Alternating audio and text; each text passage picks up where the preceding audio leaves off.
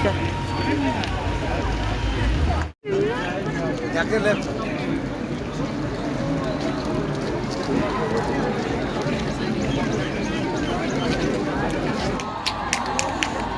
आपका ये प्यार, आपके आशीर्वाद कभी बेकार नहीं जाने। युवा हो, बुजुर्ग हो, मैं देख रहा हूं इस बार यहां पे रोड शो की गूंज, इसकी तस्वीरों ने देश के कोने कोने में आपका संदेश पहुंचा दिया। मेघालय में चारों तरफ बीजेपी ही बीजेपी दिख रही है। हिल्स हो या प्लेन, गांव हो या शहर, कमल खिलता हुआ नजर आ रहा है। मैं देख रहा था कुछ लोग जिनको देश ने नकार दिया है, जिन्हें देश अब स्वीकार करने के लिए तैयार नहीं है, जो निराशा की गर्त में डूब चुके हैं, वो आजकल मारा जपते हैं, मारा। और वो कह रहे हैं मोदी तेरी कब्र खुलेगी।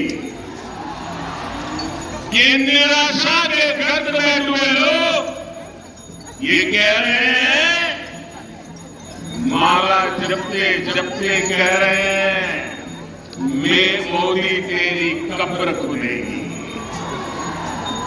लेकिन देश कह रहा है, हिंदुस्तान की आवाज कह रही है, हिंदुस्तान का हर कोना कह रहा है मोदी तेरा कमल खिलेगा, मोदी तेरा कमल खिलेगा।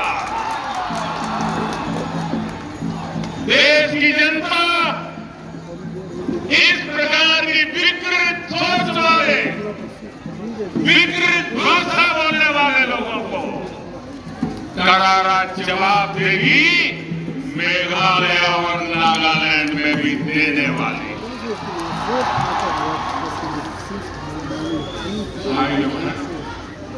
युवा हो या बुजुर्ग, महिला हो या पुरुष, व्यापारी हो या फिर सरकारी कर्मचारी, किसान हो या फिर मजदूर, सभी एक सुर में कह रहे हैं मेघालय मांगे बीजेपी सरकार, मेघालय मांगे, मेघालय मांगे, मेघालय मांगे। भाइयों और बहनों, भाजपा के समर्थन में ये जो सेंटीमेंट पूरे मेघालय में दिख रहा है, पूरे नॉर्थ ईस्ट में दिख रहा है, उसके अनेक कारण हैं। लंबे समय तक मेघालय सहित उस पूरे रीजन को कुछ लोगों ने अपने परिवारों की, अपने स्वार्थ की पॉलिटिक्स के लिए प्रयोग किया है। ये परिवारवाद जाना चाहिए कि नहीं जाना चाहिए? पंचना मेघालय को परिवारवाद से मुक्ति मिलनी चाहिए, नहीं?